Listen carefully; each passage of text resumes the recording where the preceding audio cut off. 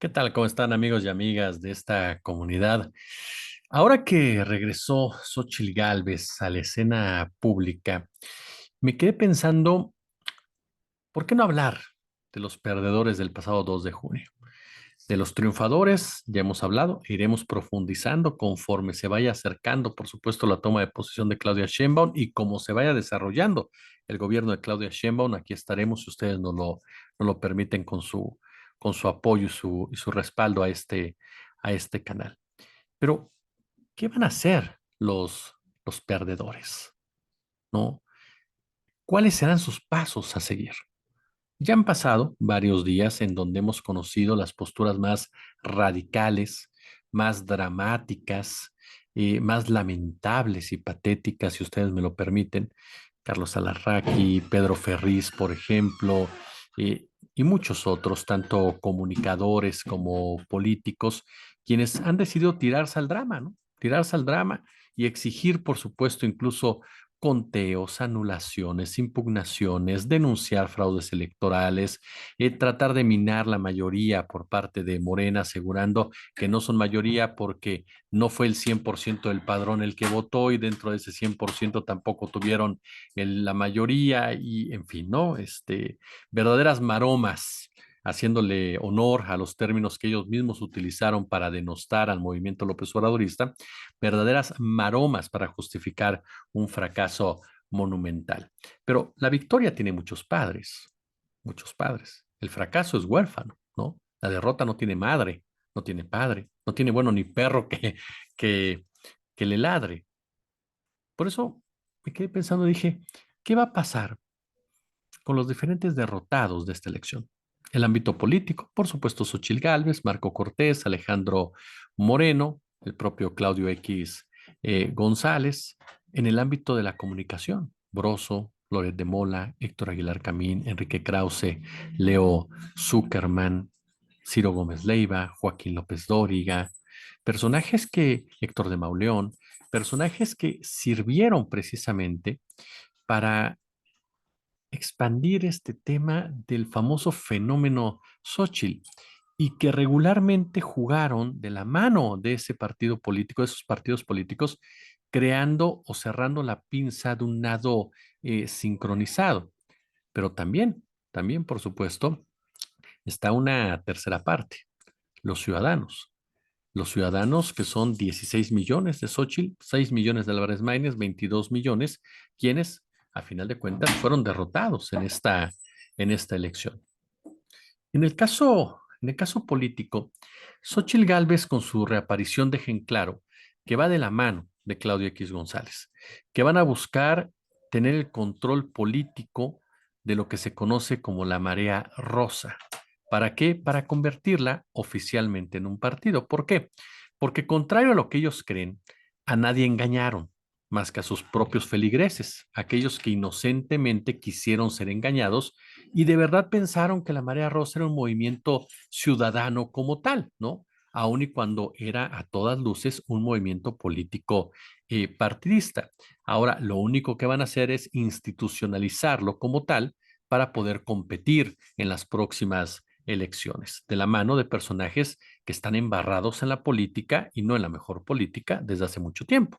El caso de la propia Gálvez, de Guadalupe Acosta Naranjo, de Emilio Álvarez y Casa, y todos de la mano de Claudio X González. Mi pregunta es, ¿de verdad, si usted es integrante de la Marea Rosa, si usted es un líder o lideresa ciudadana, confiaría nuevamente en estos personajes? Los llevaron al hoyo con cada una de sus decisiones. No fueron capaces de articular jamás un discurso ganador, un mensaje que convenciera a las mayorías de que ellos eran las principales opciones. Lo único que hicieron fue fomentar el odio, la furia, la violencia verbal en contra de un personaje que ya se va, porque a final de cuentas Andrés Manuel López Obrador deja el poder en los próximos 3 meses. ¿Qué va a pasar con todos estos huérfanos del obradorismo? ¿Se volcarán ahora a la figura de Xochitl Gálvez? ¿Se convertirán realmente en una oposición en contra de un movimiento como es el de la Cuarta Transformación y no de un personaje al que ellos han convertido en omnipresente, porque para ellos Andrés Manuel López Obrador tiene influencia en todos lados. Yo creo que hasta en sus mesas, ¿no? En Polanco, en Santa Fe, en sus clubes deportivos, en sus diferentes regiones, por supuesto, de la Ciudad de México, en San Pedro Garza, allá en Nuevo León, en fin, en estos lugares en donde se guarece la llamada clase alta de nuestro país y en donde aspiran a ir, ¿no? Los que le vienen dos escalones abajo.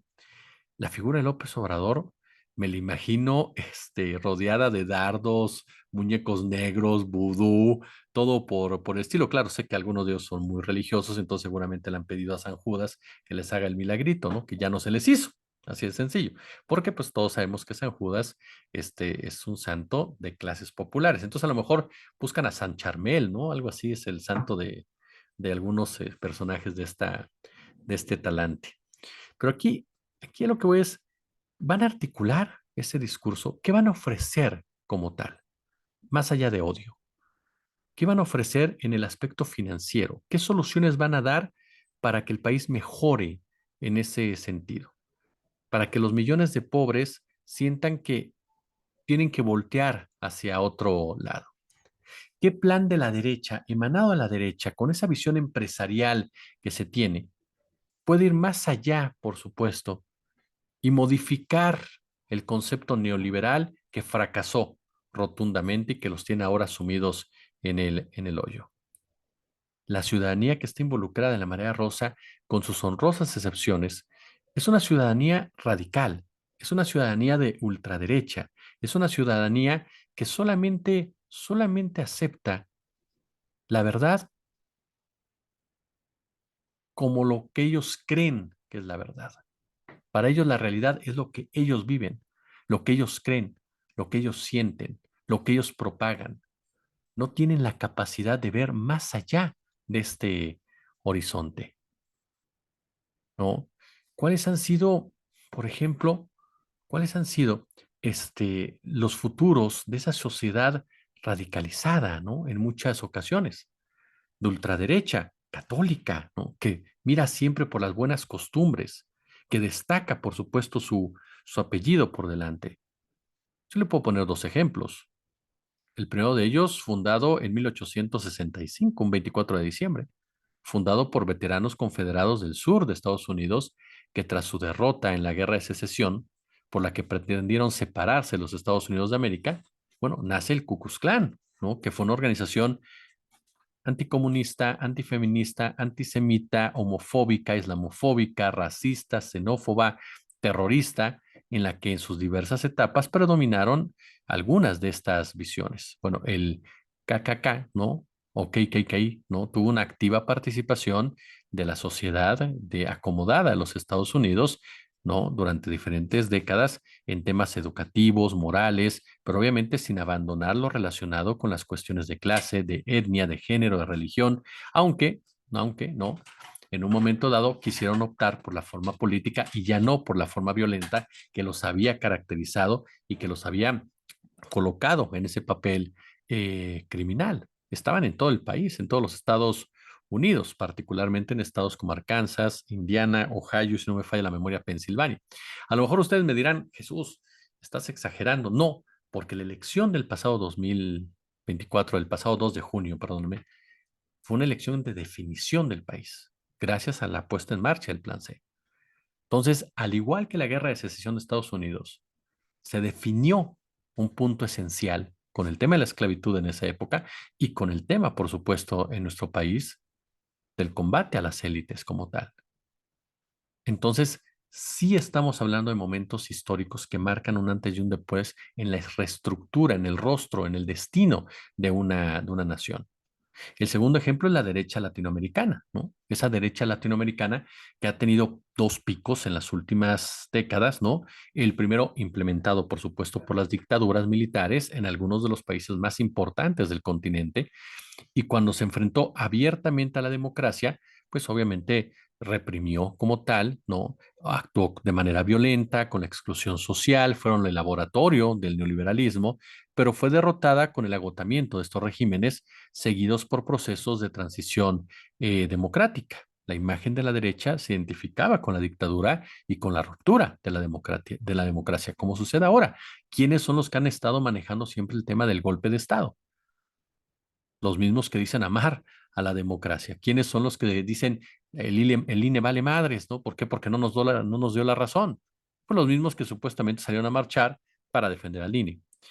Ahora, la derecha comienza a identificarse con el neoliberalismo, con sus políticas de descalificación del Estado, privatización, desregulación de las economías, apertura del mercado interno, globalización, y tuvo éxito en una época cuando las sociedades estaban convencidas de esa narrativa neoliberal, ¿no? Pero cuando obviamente comienzan a darse cuenta que no se justifica, por ejemplo, el tema de la inflación, ¿no? Cuando se superó el pico de la inflación, estos gobiernos se agotaron. ¿Por qué? Porque no implementaron políticas sociales, no lucharon contra las desigualdades. La inflación misma volvió porque sus raíces no habían sido jamás atacadas. En ese momento, las derechas latinoamericanas mostraron su agotamiento.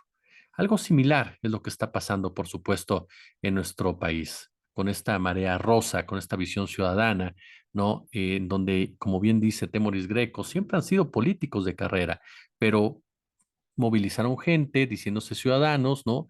Que defendían al INE, que defendían al Poder Judicial, que invitaron a la ciudadanía a participar en la conformación de su candidatura, cuando en realidad la tenían perfectamente definida con base a sus intereses políticos, de los cuales resultó Xochitl Gálvez, que como candidata es la peor candidata que yo he visto. ¿Por qué? Porque se quiso creer esas mentiras, se quiso disfrazar. Xochitl Gálvez es una política muy peligrosa, se lo digo, más allá de las bromas que hagamos sobre ella. ¿Por qué? Porque cuando gente así accede al poder, que es tan mentirosa, que es tan tramposa, cuidado, porque no tienen límite para mentir. O sea, no hay ningún tipo de límite. Ya ve lo que dijo de la CIRT, ¿no? Ahora ya le echó la culpa a Max Cortázar, que fue Max el que dijo, bueno, si no te lo dijeron a ti, ¿por qué lo aseguraste? Porque ella lo aseguró y acusó a Tadei, ¿no? Que también ya la desmintió.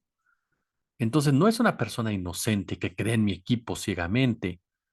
Es una persona tramposa, que a cada ratito le caen en sus trampas. ¿Por qué? Porque es muy mal hecha en esas. Y eso es lo peligroso. Es como Milei, ¿no?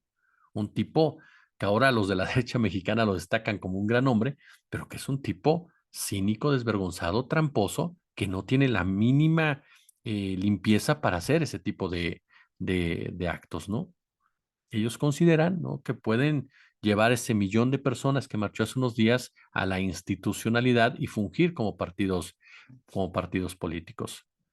Aquí partimos al tema también de lo que fue la Xochitl y es ahí donde responsabilizo a los medios de comunicación, a esos medios de comunicación corporativos, a sus comunicadores, que siempre supieron que Xochitl no era lo que se decía, que sabían perfectamente porque tienen muchos años en los medios, que Xochitl era una enorme falacia y que aún así la quisieron vender por intereses corporativos y por sesgos personales como un fenómeno con una enorme irresponsabilidad porque sabían de sus incapacidades para manejar un país, porque sabían que estaban apostando a regresar a lo que ve antes del 2018 con un profundo desprecio a la sociedad, a las mayorías.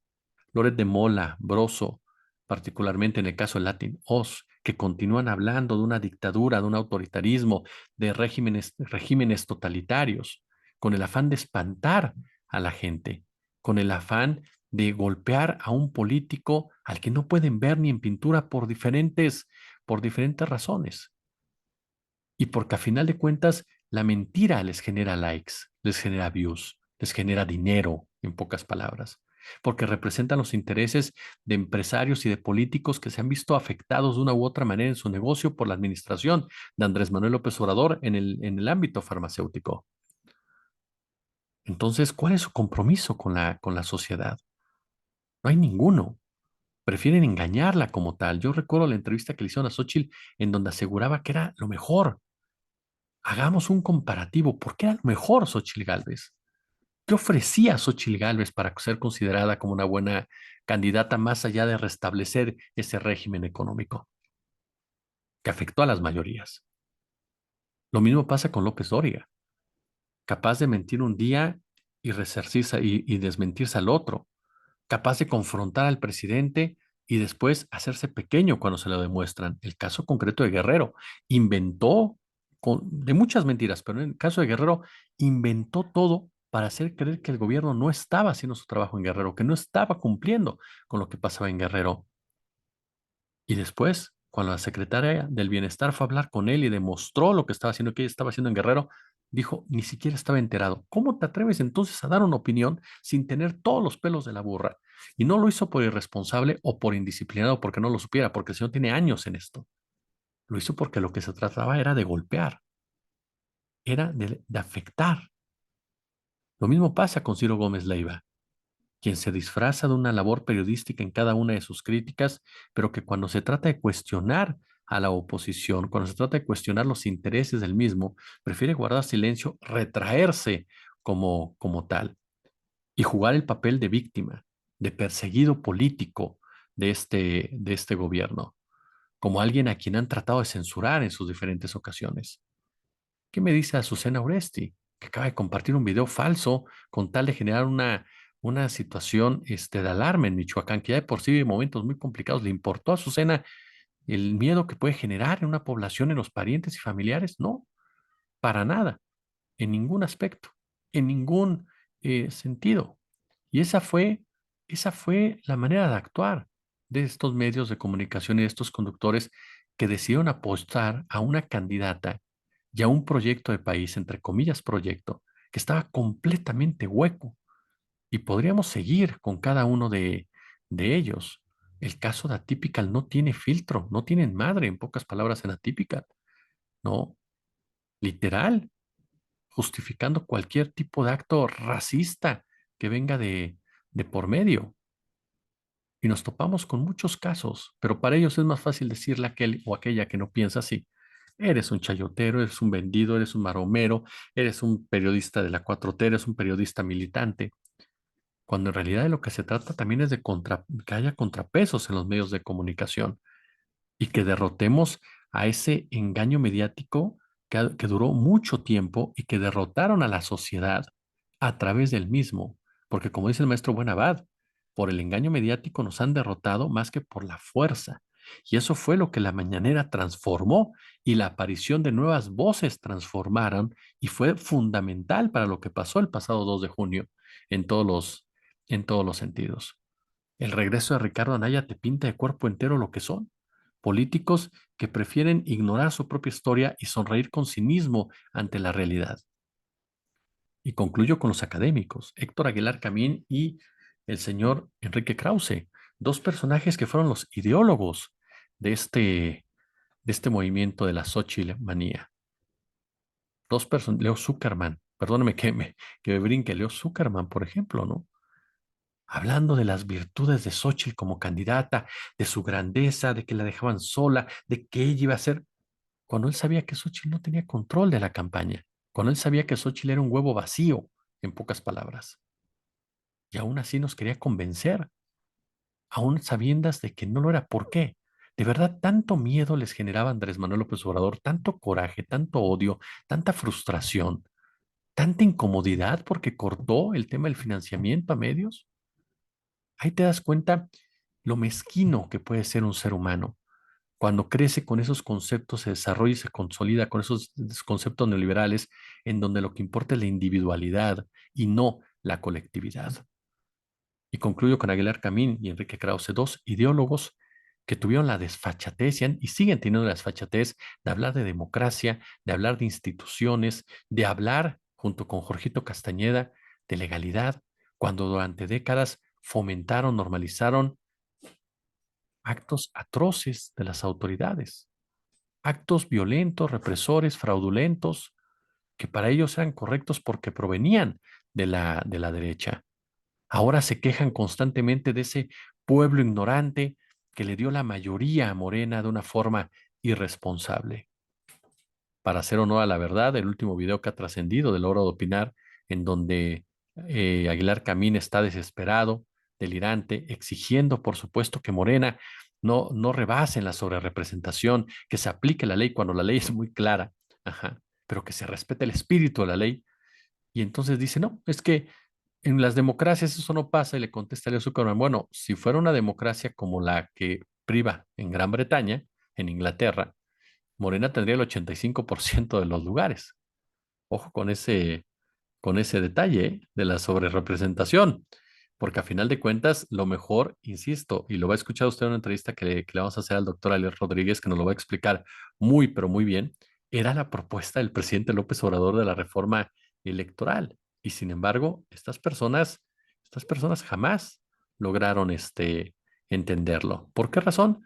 Porque no quisieron, así de sencillo, porque no les interesó llevar a cabo llevar a cabo, ¿cómo se llama? Algún cambio real en los intereses. Y ahora, pues ahora se quejan precisamente de todo lo que está pasando alrededor, ¿no? Eso es un tema fundamental, ¿no? Porque ya para acabar, hoy por hoy, en el PAN, por ejemplo, hay una cantidad, fíjese bien, de personajes que están pidiendo la renuncia de Marco Cortés, porque ese es el otro punto. ¿A dónde irá Marco Cortés y Alito Moreno? Sí, al Poder Legislativo, pero ¿qué credibilidad tienen todos estos personajes? ¿De qué sirve Marco Cortés en el Poder Legislativo? ¿Qué acuerdos puede dar?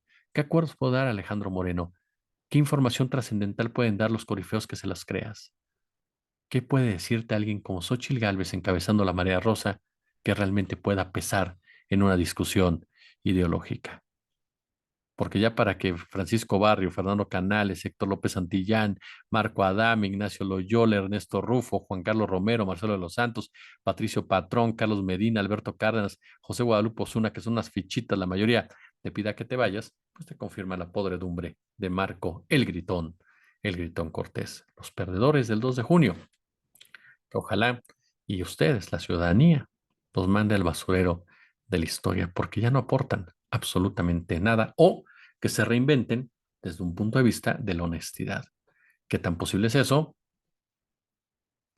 Si les gustó el video, pulgar arriba, por supuesto, compártanlo, déjenos su comentario, déjenos su opinión, las leemos todas, suscríbanse al canal, ya lo saben, échenle ahí la campanita para que ustedes sepan a qué hora subimos nuestro contenido, que ya saben, 11 de la mañana, 20:30, 21:30, de lunes a viernes, y por supuesto activen las notificaciones de YouTube si hay chance, únanse al canal, super chat, super gracias, y como siempre un gusto, como siempre un placer.